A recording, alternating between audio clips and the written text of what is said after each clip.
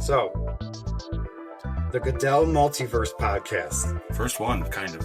Yeah. Test. Yep, test. Test number one. I'm Sam Goodell. I'm Isaiah Goodell. We are the Goodell Brothers. That's right. Watch out, Russo Brothers. No, just kidding. Yep. We'll make the better X-Men movie. Yeah. Oh my gosh. Yeah. Yeah. We've been excited to do this for a while now, just because whenever we get together, we just talk Marvel. That's all the time. Mainly. And it's not off the table. Any Marvel movie, MCU or otherwise, X-Men is like our diehard that we can spend hours, days just talking about. We could almost do a whole podcast just on our X-Men stuff, but we're just going to kind of include it. Maybe certain episodes we'll do just some X-Men. Mm-hmm. Seeing that we're going to have X-Men movies coming up, we're going to want to talk about the old ones anyway. And Yeah, and so if you're tuning in and listening to this for the first time type thing, and this is a test, so everything looks very unprofessional, but it's kind of supposed to be that way. Yeah. We're just doing this for fun. This isn't how we make our living. We just like to talk, and we figured might as well just start recording it, because one of the things that I've noticed in particular is that some of our thoughts and feelings on the movies or the shows or anything going on in the MCU world, we're like, oh, we like this, or oh, we don't like this. And then we hear the popular narrative out there is they don't like something that we like, or we like something they don't like, or, or vice versa, things like that. And I like that we're doing this because it gives another voice to those narratives out there to say, well, Thor: Love and Thunder, let's just throw that out there right in the beginning, because that's probably one of the biggest movies where it gets the most criticism. Not the only one, but one of them, post-Endgame. And we actually kind of expected what that movie was going to be like. And it lived up to that, would you say? In fact, it was one of the movies that we saw recently post-Endgame that afterwards we looked at each other and said, for the first time, we felt like we were back in the MCU. Mm-hmm. And it was clearly, a couple days later, we were very surprised to find out that the majority of people that do have platforms to talk about these movies didn't like it. And I was, hey, movies are subjective. They don't have to like it. It's fine. And we're not telling them they're wrong. Maybe once in a while you'll hear me say something like they're wrong for fun, for comic stuff. Yeah. But the truth is, though, is sometimes I do wonder, though, where they come from and what they say. And we have no money in the game, though. So there's no one that's going to send us some script that we're going to read because we say something nice about the Marvel Universe, and then we'll call them out for their bad and their good, or what we consider as good and bad. And as long as we don't take ownership and we can have fun and speculate and say that, but we'll announce that, obviously. We'll say when this is what we would definitely do, but... And whether it's right or wrong, and sometimes I will defend something that we don't like we'll get into Iron Man 3, because then that's going to be a good discussion between you and I. I know you've come around on it a little more so, but I will always defend their choice that they made, because it's their movie, it's not ours, But that's not an excuse. It's okay, we can not like it too at the same time. Yeah. But it's definitely not the worst of the movies out there. So, but yeah, Thor: Love and Thunder for sure. What do you want? I mean, well, like you said, the movies are subjective. Yeah, and even I'm upset with. Oh, I'm sorry. I'm upset with the fans about Thor in general. They decide they want a certain Thor, then they give it, and they want a different Thor, then they give it, and they don't like that Thor either. It's like, well, so what's your Thor then? I mean, that's one of those where it's all subjective, and everybody can be right or wrong. But they've given us several different versions of Thor, and it seems like it's always divided. And I'm kind of, it's annoying because it's, hey, you want serious Shakespearean Thor? Well, you didn't like that because you didn't like Thor 2, which was way better than you said.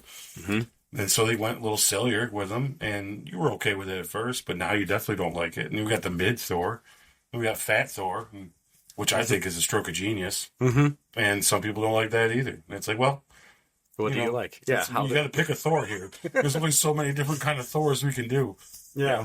And honestly, you better be happy that they did that with Thor, because now, no matter what type of Thor you like, there is a Thor of that out there in the MCU. That you like the Norse mythology version of Thor more. Thor 1 and 2 probably be more up your aisle, or the first Avengers Thor, that's probably up your aisle. If you want him a little more loose, a little more comedic, then Ragnarok. For me, when I went to the theater to see Ragnarok, I was taken back because I thought, whoa, it's such a departure from what I knew of Thor, and I wasn't expecting it to be as edgy and push the funny. But in retrospect, it's one of the best Thor movies they ever did, story wise. And so when the same people behind Ragnarok were doing Love and Thunder, I expected that. And as every movie does with the having a previous movie from the same team, they tried to up the antics, whatever it may be, story wise, comedy, things like that. So I expected what we got in Love and Thunder. So therefore, when I went into the theater to see it, I wasn't disappointed. But then that's when you hear the critics out there, which they have their opinions like I have mine. They just have, like you said, a bigger platform sometimes. They could write it in a Hollywood Reporter and it's going to be out there and all that stuff. And they did not like it. And part of me is thinking, you asked for this. So, yeah, I think it's overhated. But I do see the flaws in it of how much too much comedy could be pushed. But I also am, and like balancing of the scales, like, I expected it. So. Yeah, and I think what's more concerning and why that's why we want to do this, why we talk about all the time, and like, I'll say it one more time, we'll say it often, that movies are a taste for everybody. So what you like and what I like might be different. We're going to find lots that we're different on, for sure. But it does sometimes, like this Thor thing you're bringing up, seems like Marvel has listened to a lot of people because they're telling us now that we're going to take Thor in a different direction. It's not going to be as silly, and Taika Waititi's out. And it's like, well, why? I mean, he made one that was kind of decisive, that other people didn't like. I don't know, the other one he made was perfect, almost. Mm-hmm. And most think it's great. Mm-hmm. So, and I personally kind of want to see that trilogy of his that could potentially be the better of the trilogies out there of the Waititi Thor trilogy. Mm-hmm. Because now you're looking at the progress of Thor, and he's a father now. I'd love to see a comedy fatherhood Thor movie. Yeah, let's see it. Mm-hmm. That's kind of what we got with these other ones. There's always a purpose of what he is. It's all this family themed that they did in the last two. Let's go ahead and see a happier Thor for one.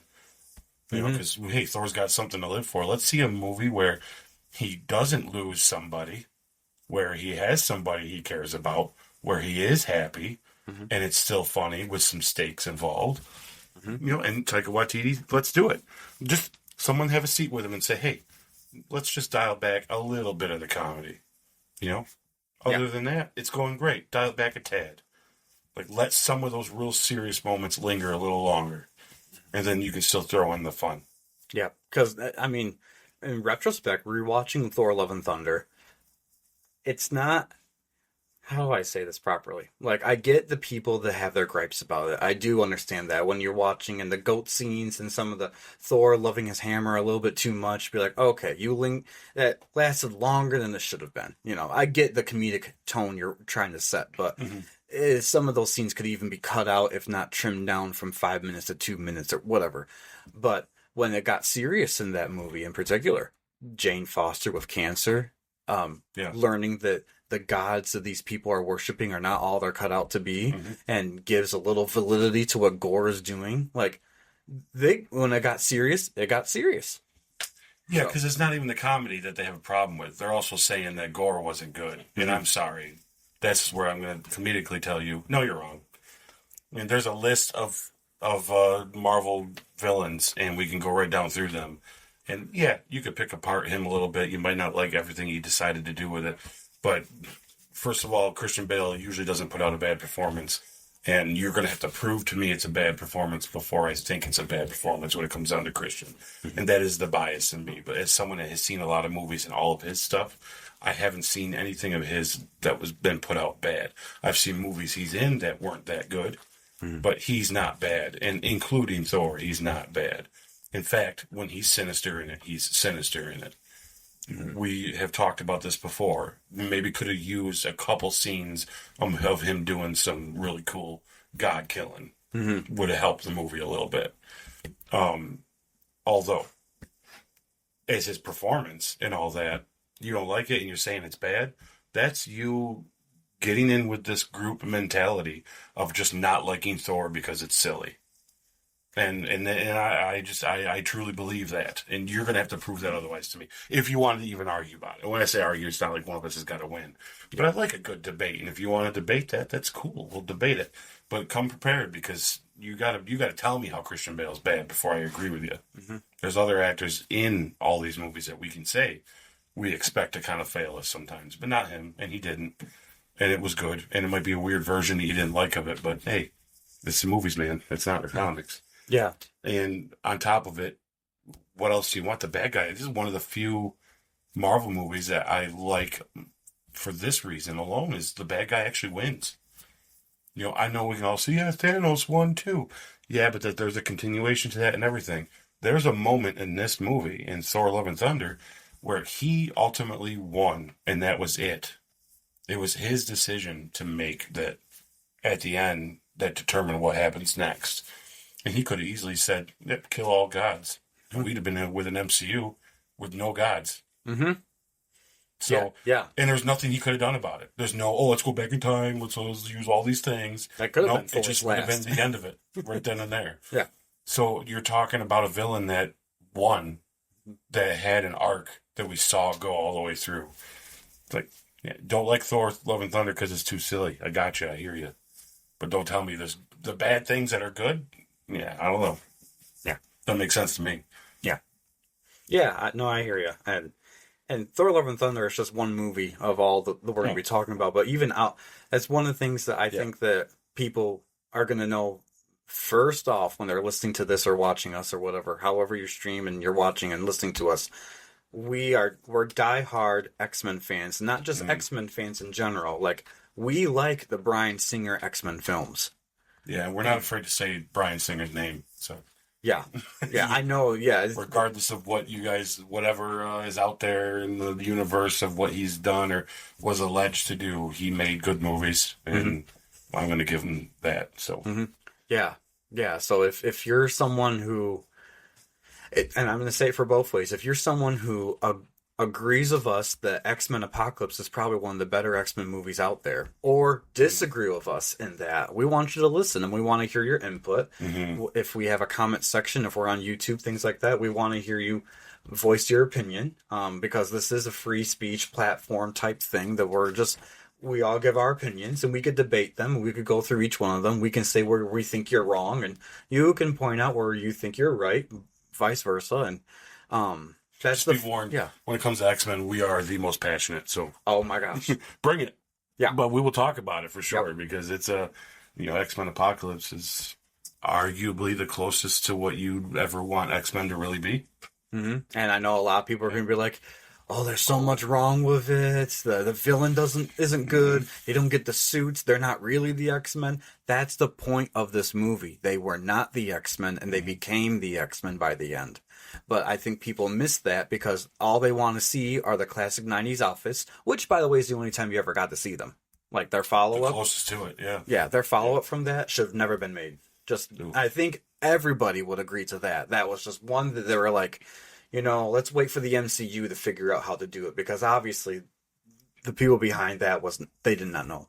They were blind enough or naive enough to think they could do a different twist to the comics or to the original intent of Jean Grey, and ultimately, Fox had two shots at it. Arguably, the one that people don't like, X-Men 3. Of the two, X-Men 3 versus Dark Phoenix, they like 3 versus Dark Phoenix. 3 is a masterpiece compared to Dark Phoenix. Yes, and we do have our gripes about number 3. One of which Bryan Singer just didn't do. But anyways, but at least what I'll say about that one is that is the closest to the Jean Grey that we were anticipating that we liked for Dark Phoenix was an X-Men 3. There still were flaws, but it was nothing compared to what they did with poor Sophie Turner, who, by the way, casting, amazing. Sophie Turner, she executed the role. She showed that she could do a standalone film, in my opinion, and doing that, like, she had it. It was just not the proper script for it. Yeah, this whole situation is similar to the Thor thing, where you got to pick what X-Men do you want because they're trying to give you these options, and it doesn't seem like you're happy with any of them. the only gripe that we've always ever had was they never really had the power or the encouragement, or what we say, the courage to give us seasoned X-Men. And what we never did get out of the Bryan Singer stuff, other than, I would argue, maybe Days of Future Past, is we never got our seasoned X-Men from the 97 that we want to see. You know, which includes never seeing Cyclops really being Cyclops. Mm-hmm. Which sucks, because both versions of Cyclops and the two people that played him, I thought did very well. You know, and we never did get to see Cyclops the way we saw Cyclops every week on TV. You know, and it's just because they were afraid to take that step, because someone had to gripe about the last X-Men movie. Mm-hmm. And it was like, so which one do you want? You know, it's you can't get that picky about it. You know, some people don't like the old ones because of the black suits and they made it too modern. It's like, yeah, but if they'd have went old school, they'd have said that it's too cheapy or too cheesy and too campy. It's like, well, hey, you know, let's pick one. Well, that's, you know? To your point there, that's one of the things that we had talked about yesterday when we were just talking about doing the podcast and everything. It's that, unfortunately, due to some, ironically, very comic accurate, but poorly done for movie translation movies in the 90s when it comes to comic book movies, the X-Men had to look a certain way for the general audience to be palpable enough to them. So not everyone likes the full-on black suits, and I get it, because us hardcore fans want to see the color that they brought in the 90s. But you have to remember that some things in the comic books, it's harder to translate them into the movies. And thankfully, we've gotten to that point in pop culture and movie culture and everything where we can see Wolverine in his classic outfit and everyone accepts it. It looks good and everything. But at the time when they were beginning in the early 2000s, you couldn't just throw that on there because it just looks like another cheesy superhero movie that no one would ever take seriously as a genre. Mm-hmm. Yeah, and this speaks to time and generations, because we kind of had this discussion yesterday, just talking alone about it. I made a crazy declaration that there's a couple of 90s comic book movies from Marvel that are better than over half of the MCU movies that we have. You know, Thomas Jane's The Punisher, you know, Blade 1 and 2. I'm sure there's people right now that would flip their seats right now just hearing that. But go back and watch those, really watch them and try to take out that bias of thinking of that old, you know, they got a bad rap and they're a little cheesy. And then look at some of the stuff we've gotten from the MCU. I'm not saying the MCU is bad, but I am saying the one trend that they started was they made it popular to be a fan of this genre. When those movies came out, it wasn't popular to be a fan of that genre. So you couldn't do Hugh Jackman in the yellow spandex then, because you'd just been, look what the nerds are making. Mm-hmm. You know, when now it's like the nerds are making movies. Mm-hmm. So the nerds aren't watching them no more. They're the ones making the movies. So now it's like, why not do the yellow spandex? Mm-hmm. That's what we wanted back then. We never got it then. We'll do it now. Mm-hmm. So it's not that those were bad. And that's why I don't ever want to take away from them. So you got to kind of look at them through a different lens, you know. And I'll even say this, another big hot take is, you know, the Green Lantern wasn't that bad. I mean, it's not the best, but I know he jokes about it when Ryan does his stuff. But go watch it and then compare it to Ant-Man Quantumania and you tell me which one's better. Yeah, I'm glad you mentioned that, because I was just thinking about that this morning, because DC Studios is coming out with the Lanterns show. Yeah. Everyone right now is on a gripe online, I've heard this, about the outfit looking brown that doesn't look like the Green Lantern, and even the guy who was behind it is noted on an interview saying everyone agrees the green part is stupid. Well, and I'm not that much of a DC knowledge guru type thing. I'm more Marvel based, and that's mainly what we're doing is Marvel, but we will touch upon DC because it's comic books and superheroes and we like them. Yeah, Superman sucks. Yeah. But for Green Lanterns, like, from my understanding of it, the whole point of the Lantern Corps is there's different colors of them, and they all mean different things. Yeah. And so I find it's so funny that some of the same people right now that are complaining there's no green, and that the suit actually comes from the ring like it's supposed to in the comics, and it's not an actual suit you wear, are the same people that just a few months ago would have said Ryan Reynolds' Green Lantern was too cheesy because of the CGI suit coming from the ring and it looking too colorful and all this, and be like, you gotta pick a lane, because if you don't like this new one coming out, how did you hate the other one? It's kind of like with Thor. Which version really do you want? Because they're trying to give you different takes of the same character and same genre. And if you're not biting for any of them, there's no pleasing you. Yeah, I have to be honest. I haven't seen the trailer yet, and I have heard some of the scuttlebutt about their issue. So I don't want to speak too much on how well I think the show is going to be, because I've only seen images. But from what you just said, at least what I can comment on is, on your priority list about how good the show is going to be, their costumes should definitely be somewhere around the number 10 range, because if you're going to go into a movie worried about what they look like, and that's going to be what you decide that whether you feel like it's going to be successful or not, then maybe you shouldn't watch it, because film and comic books and all that are separate mediums, and we'll have this discussion a lot because it happens a lot. And I know, like how with you, it's more, you are very interested in what they look like sometimes, and you're not wrong, and I am too, actually. I mean, there are times where I'm like, I really do care what they look like. I do have to say, though, you could almost completely change their look for me, though, as long as the character's good. Mm-hmm. So, if these guys, I'll check the trailer out, and we'll talk about this again in the future, for sure. But if it doesn't look awful, mm-hmm. then what's it matter if they don't look the same as the ones before, you know? That's where the ownership of things comes in, where you let them tell their story, you know? And I've never really given a gripe about costumes in them. Sometimes there's a couple I think are a little silly, you know, but I've never given too much of a gripe. To me, that's so far secondary or towards the end of what's important. Mm-hmm. You know, obviously I want it to be practical. I want it to look good.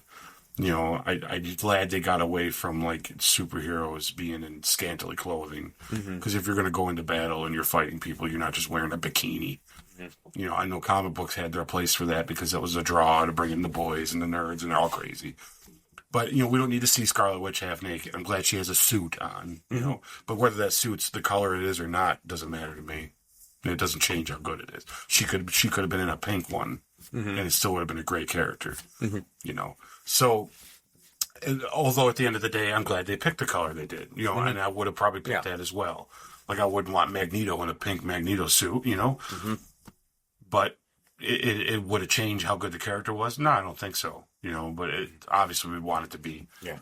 I do like things to look as close as they can, as long as it works. Yep. If it looks ridiculous, then call it out. But no, that looks good there, but it doesn't here. And I'm glad that you mentioned that, because we will, when we're going to do movie reviews on every single MCU and MCU adjacent movie that's out there.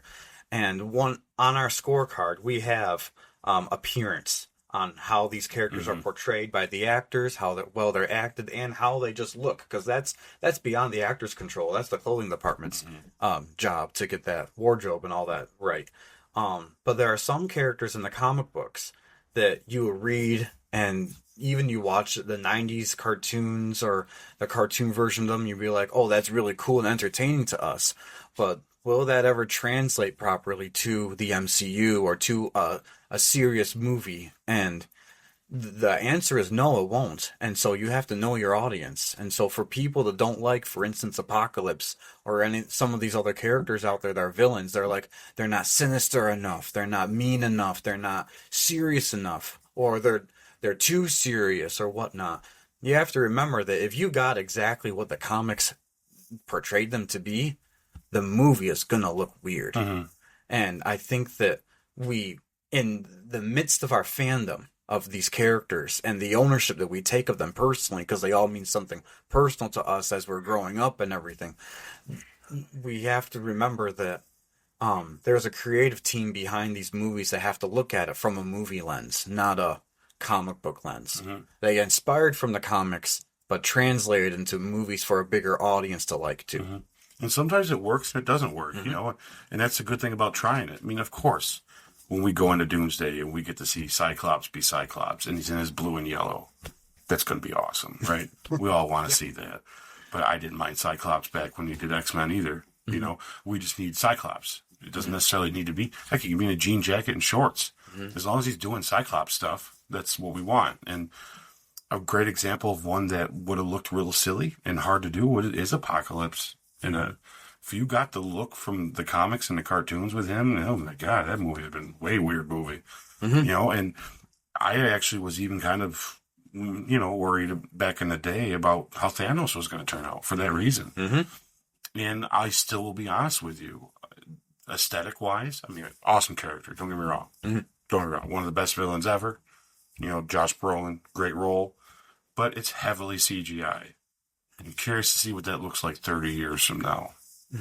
And because right now it still looks decent, but 30 years from now, when you're looking at what Cameron's been doing with all of that CGI and help me out there with those movies I don't watch, Avatar.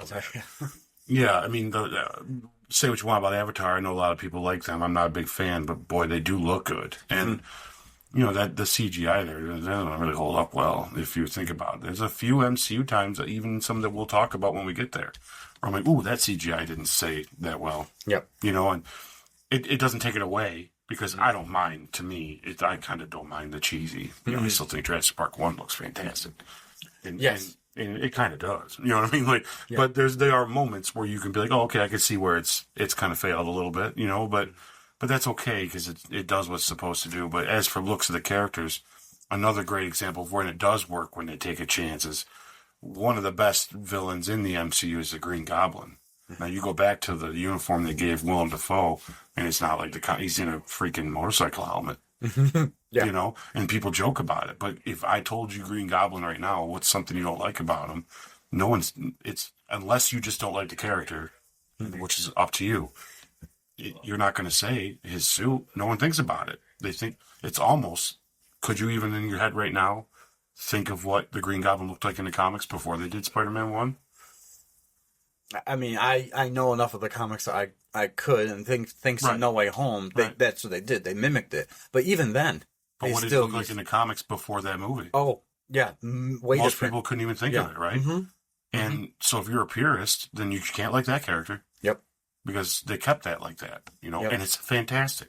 So, it's a matter of, that should just be lower on your priority. Well, that's a good example, Green Goblin, of does the comics translate well to the movies? And especially during the time when Spider-Man, I mean, a lot of people would have to debate on who actually launched the MCU into stardom before the MCU type thing. And some people would say X-Men, some people would say Blade.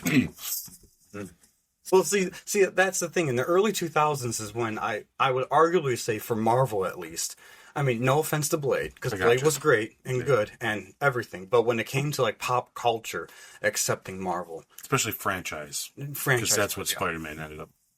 They wanted to do anyways. A lot of people would argue, was it X-Men 1? Was it Spider-Man 1? Spider-Man arguably is more kid-friendly than X-Men, so therefore it's going to grab a bigger audience.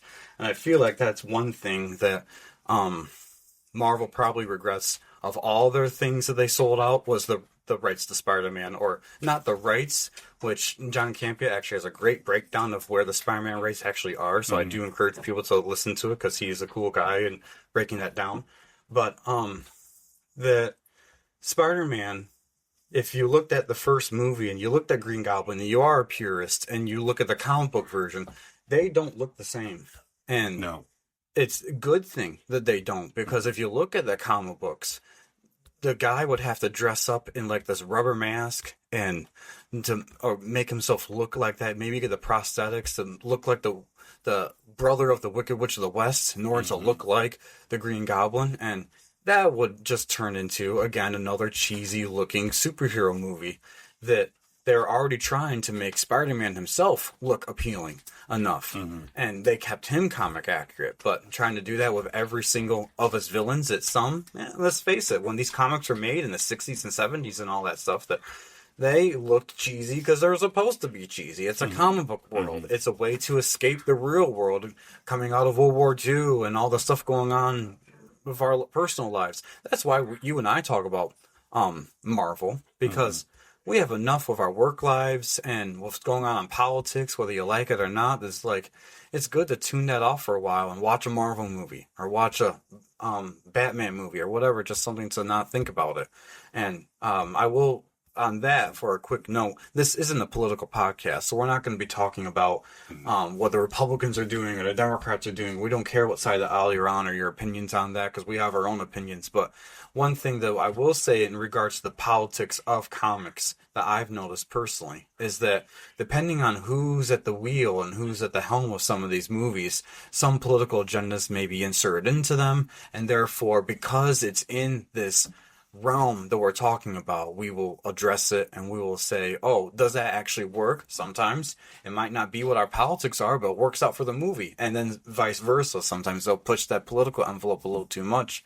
And I noticed personally, especially in the X-Men fandom, it could get very toxic and crazy. And I think that there's no voice out there, at least is predominant enough, that would be either a pushback to it, that would be a little, actually, literally more inclusive to it, to what X-Men means to some people versus the others. And so that's one reason why I'm glad we have a podcast like this, because if we do talk about, because X-Men in particular, very politically heavy when it comes to it. That's how they were made to be, is to bring marginalized groups at that time, especially, to the forefront and represent them in a mutant-human relationship type way. Well, it's all about civil rights. Yeah. Just you look at it through the eyes of mutants.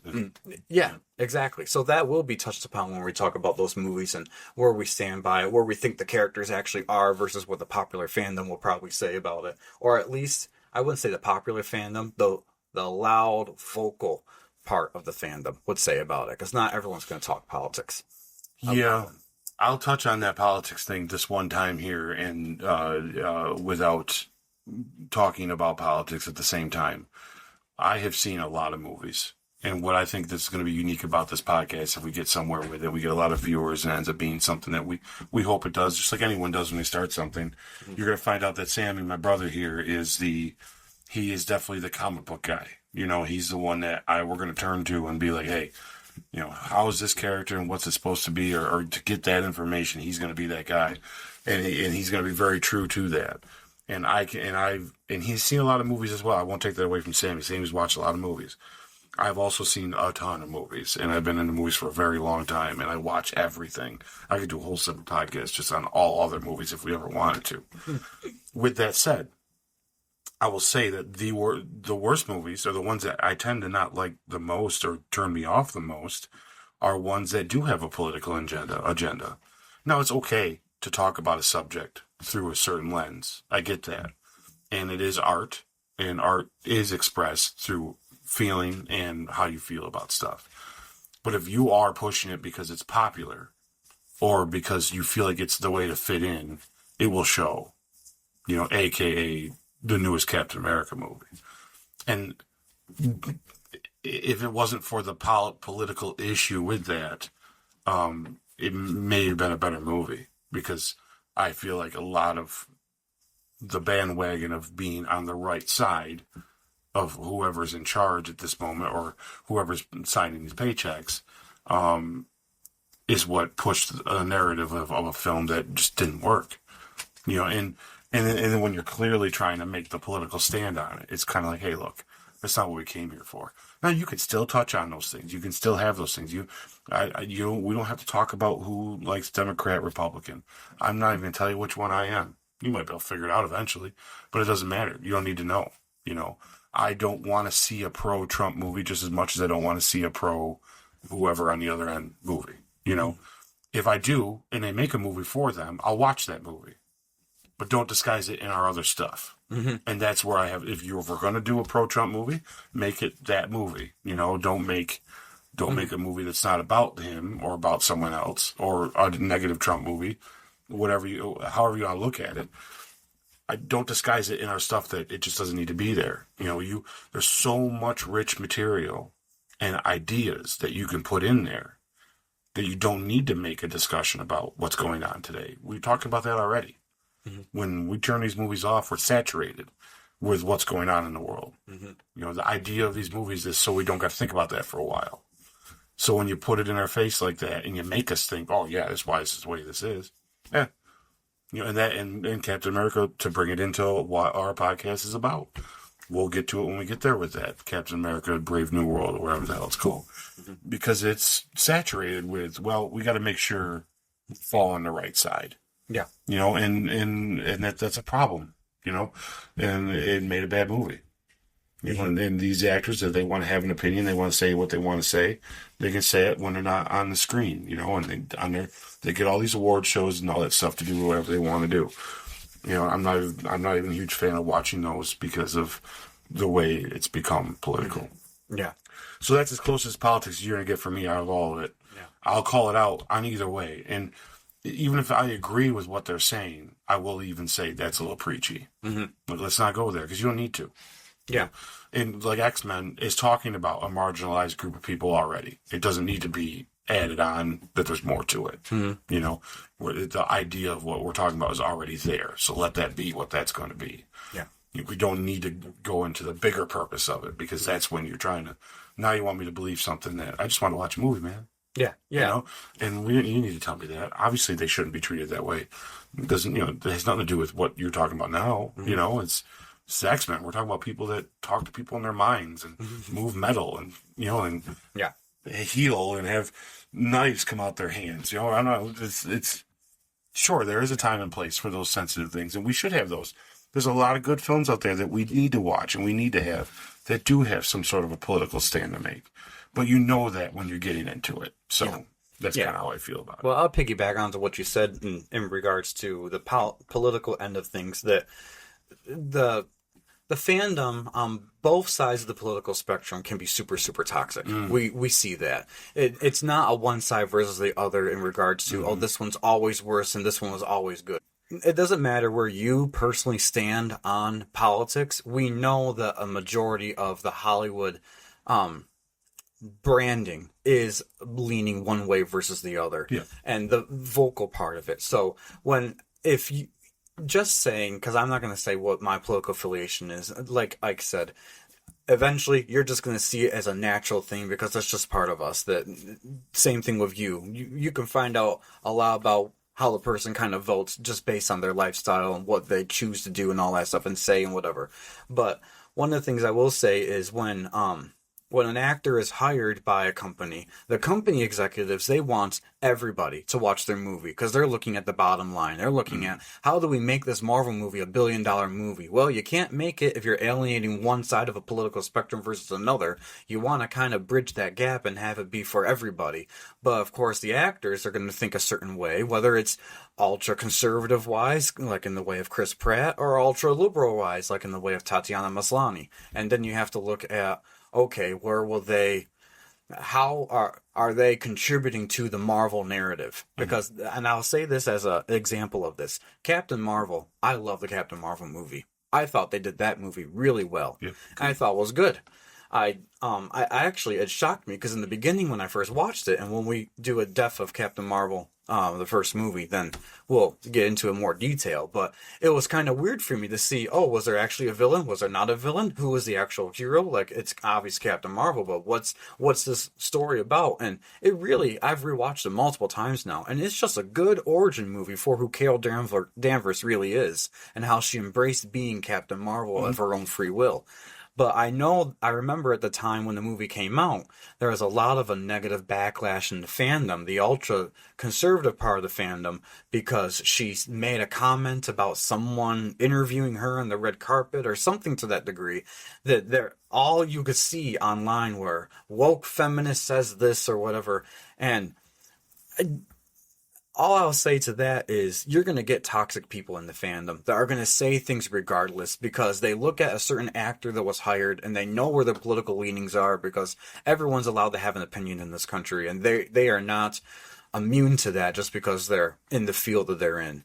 But you have to take that lens off because, in my opinion, because Captain Marvel was a good movie.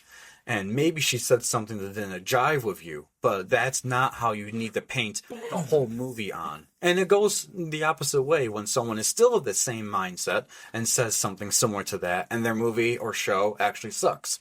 We will be honest and say, She-Hulk had like 2 really great episodes, but other than that, it just was poorly written, it was poorly done, and that's not because of her politics, that was just because of the show.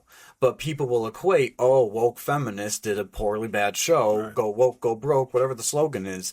And really, at the end of the day, most of those people are of the same mindset, so you can't say that it's because of the politics of that movie sucked. It just sucked. But then you look at a Captain America type movie, and you're like, if it wasn't where it was that political correctness pushed down our throats type thing, then maybe the story could have been better. And it was just even no matter what side of the aisle you're on, that movie was just really poor of a movie. Yeah. Which is funny because if you pick apart these characters in these movies, and we really actually do a character breakdown, which we will, we could make some real almost dead-on assumptions of what their own personal politics are. Not the actors, the characters. Yeah. So, like, whether you're left or right, Captain America's right, guys. Whether you like it or not, he's a Republican. You know, Tony Stark's a Republican. Whether you like it or not, I mean, he's making weapons. You know, what's he say to Congress there in the second movie? He's like, I'm not going to give you it's my company. Where else but in a Republican pushed way of thinking would that be? You know, now what he is outside of that, obviously we all know they're a little different and they have their own thoughts. You know, but does that really matter when you're watching a movie? It doesn't bother just because he's, you know, clearly Captain America and him have more of a right Republican kind of value to them. Doesn't mean they're Trumpers. Well, they see that's the problem. You get clumped in and you gotta be able to take that out of it. You know, Chris Pratt is the perfect example of he's awesome as Star-Lord. Awesome, and he's an awesome actor, by the way. Anyways, in my opinion, and I think he's done great movies. You know, shout out to what's that one he did, Tomorrow War, fantastic. Anyway, if you love sci-fi movies, you love that movie. If you don't like sci-fi movies, you won't like that movie. But he does great movies. He does good, and he plays different kinds of characters. And Star-Lord's awesome, and he's funny, and he's great in it. And I can't think of anyone right now that could play him. I'm sure there's a deeper discussion we can go on as people that could, but I don't want anyone else to. And everyone was okay with it until he started putting things online about praying and being Republican. And then they started calling for him being fired. And it's like, that's the problem, guys. That's so separate. Let it be. He's going to be who he's going to be. Yeah. He's still, you liked Guardians of the Galaxy 1 regardless, so what's the problem? I think that's the one thing I'll say that's kind of hypocritical and kind of funny that I just laugh at is that they all love diversity so much, but when you get to diversity of thought where someone thinks a policy is a little different than what someone else would think, all of a sudden that's the no-go zone. They want diversity, but only if you're in the same mindset. Only if it's their idea. And it's on both ends. This Republican, left, right, all of it. They all do it to each other. I like to stay, unless you've been convicted of a heinous crime, I'm probably going to watch your stuff. You know, would it be tough to put something on that Bill Cosby made right now? Yes. But he's also been convicted of something awful, right? Yeah. You know, but if you're just someone that happens to not believe politically what I believe, then I'm still going to like your movie. You know, there's tons of actors that I know how they feel because I've heard them, and we probably would never get along politically. As humans, we'd probably be fine. But and I still love their movies, and they're the best actors I've ever saw. So let it be that. Just let it be that. You know, and that's kind of how we're going to keep it. You know, we'll call it out every once in a while, but I'm not. You know, only when it hinders the movie. If it's got something to do with the movie, I'm going to talk about it. Yeah. You know, if it doesn't, then there's no need to go into it. Yeah. It's none of our business. And I want to touch upon something you said a moment ago when you talked about when you made the revelation that Tony Stark is a Republican. Oh, he actually would. Tony Stark in the comics, a lot of people would actually argue when you look at the Civil War comic book that it really was a Republican mindset versus a Democrat mindset 100%. With Captain America saying, no, we have our freedoms and liberties we're not going to be registered by the government. And then Tony Stark saying we have to because we have to be held accountable and all that stuff.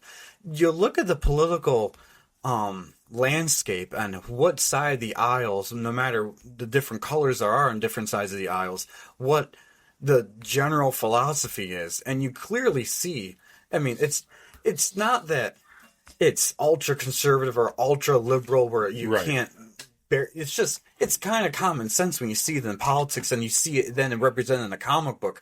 That's literally how they view Republicans. Just so happen to be more for smaller government and less government invasiveness. And then Democrats like the nanny state in that regards, and that they don't mind of the government's getting involved in all this different stuff. So when you look at the comic book that way, it's very clear, and I would be hard pressed to find someone to make the case against this, that Steve Rogers did not vote for a Republican. And Tony Stark, probably, I can see him as the billionaire wanting to keep his money, wanting to be conservative in that aspect and not let the government tell him what weapons he can and can't make or things he can and can't make or how to run his company. I can see where he could be one of those type of guys that would vote one way or the other. Like, he may be for sure proclaimed socially liberal, but when he gets to the voting booth, like everyone's going to do when they go into the voting booth, they're going to vote in what they feel is their best interest. And if one side of the aisle convinced him it's in your best interest, you keep more of your money, and that tends to be Republicans, who are more of the less tax sort of political party, versus the Democrats are usually for increasing or creating a tax. Rich billionaires, I'm sorry to say, you're probably going to be voting a little more conservatively, even if you're outspoken liberal. That's just a general, understanding. Even in that sense, if we're going to pick that, if we're going to, just because it popped in my head, and I just want to throw it out there for Tony Stark himself, even in his core, though, even if he does flip-flop around for his benefit, at his core, he still believes in small government, and you have what you own. It's yours, and I'm not going to give it up, because even in Civil War, he makes a stand, but in the end of the day, he still agreed with Captain America, with Steve. He still pushed the button in the helicopter, and he still lied to Thaddeus Ross at the end of the day. He did, sure. He's we got to pick a side. We picked a side. All this. But when it come down to it, the only reason they still had a falling out at the end is because he found out how his mother died. Yep. But if that had never happened, he went there he said, hey, look, we're friends now. I'm with you. Let's see what's going on. Yeah. So even at the end of the day, he realizes, you're right, Steve. Yeah. You're right. And I will just say this, too, just to throw it out there, and we're probably not going to talk about it again until we actually start talking about the X-Men. Yeah, because that's a whole deeper thing. Yeah. But if you are a mutant, you do not want the human government to get involved in your school and your lifestyle, and because we see in the comics what they always do when they do stuff like that, they tend to be a little more bigoted towards them. So I'm sorry to say to anyone who thinks all mutants therefore are these liberal, fancy-wancy type people, you're probably going to be surprised if they were in real life. Majority of them are going to be voting Republican, and even if they're not outwardly proclaiming it, just because they want to be left alone. And that's what Republican Party typically has preached themselves, is that we're for smaller government being less invasive.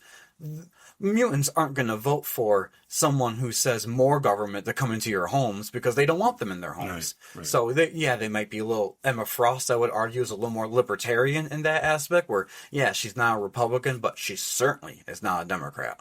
So it's almost like, and that's just the most probably we're ever going to talk about politics, because this really is a Marvel. Well, maybe there's another great example of that too, though. Just to put it out there. Yeah. Because there's a guy who doesn't want your government around. He saw what happens. Look what happened to him personally, and that's not saying Republican or otherwise. He just doesn't want involvement from anybody to tell him who he's going to be. Yep. Which is why it's best to keep all that names and titles out of it, because we could argue in circles about how that all works, right? Yeah. So there's no sense in, Yeah, but like we said, this is not a political podcast, but when they decide to insert any political narratives into the movies or the pop culture part of it, we have to comment on it, because we're talking about Marvel. And so if Marvel decides to go that route, we'll address it when it comes up, what we feel, what we don't feel, and everyone's entitled to their opinions. You could probably, if you've made it to this point listening to us, either you're interested enough to see where we're going with it, or you either agree with some of the viewpoints that we've already laid out there, and you're probably like, oh, this is refreshing, someone else actually thinks a similar way, type thing. So, and even if you don't think a similar way, and you've made it this far, thank you, and we will just continue going from there, and hopefully we can build up this podcast so to have more of a diversity of thought and talking about this stuff when they come up. But this is called the Goodell Multiverse Podcast. We're talking about Marvel, superheroes, the movies that we love and enjoy, and dissecting it all down. So, everything they're about. Looking forward to talking more Marvel, and doing some speculating. We got big movies coming up. You know, we got some doomsday stuff we're concerned about. You know, and some things that we definitely going to want to talk about. So in our next one, we'll definitely dive into some of that because we should definitely do some news on what's coming because it's obviously part of the whole culture of it right now. So yeah. So I would say, and just from my perspective, the next episode we're going to do a countdown to Doomsday, by the way. So we are going to be watching Marvel movies and reviewing them at every episode. So we won't watch the movie at the episode, but if you want some homework to do and you're listening to this and you want to join us for the next episode and know what we're talking about, we are planning to watch Iron Man 1 again and take notes on it, and we're going to talk about every bit of that movie, from the casting to the story to how it kickstarted the MCU, what worked, what didn't work, and everything. Ike and I are going to have different opinions on some of these movies and some things in these movies, but we recently found out we are definitely a lot more alike when it comes to ranking the movies. Yeah, we had a good time with it. There's some in the middle that were different, but our top 5 and our top 10 and our bottom 10 are pretty darn close. Yeah. So we'll go through them as the movies come up. We'll talk about any Marvel news that hits, maybe do a trailer reaction here or there when they come out. And we'll play a lot of what ifs ourselves. What if this happened? What if that happened? What if Natasha didn't die and it was Clint? How would that have changed the Black Widow movie? How would that have changed the rest of the phase? We'll get into different topics and just have fun with this. And I hope you join us for a ride because we're just going to have fun. Oh, yeah, for sure. And go watch Mortal Kombat because we need more. Oh, yes. That's going to be so cool. All right. Thanks, guys, for tuning in. And until the next episode, have a good day. Have a good night at the movies. Yeah, have a good night at the movies. There you go.